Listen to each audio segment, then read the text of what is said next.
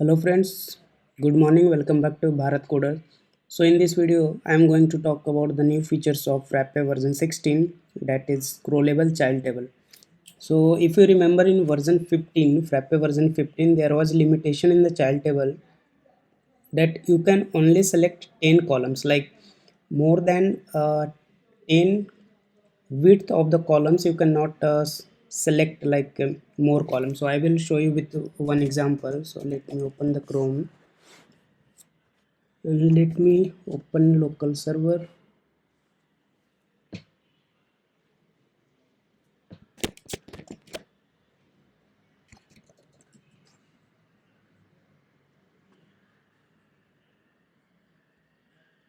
So if I go to any doc type, let's say sales invoice, let me open any of the sales invoice. And if you see like in child table, this is a child table items.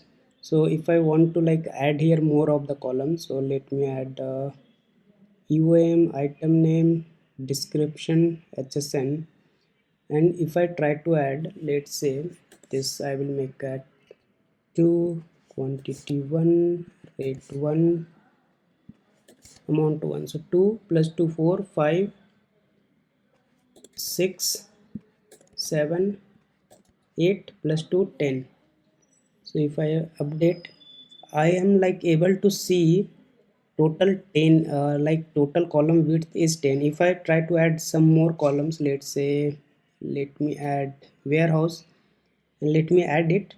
So you see like warehouse here added, but if I try to update it, what message, like what error I am getting, the total column width cannot be more than 10.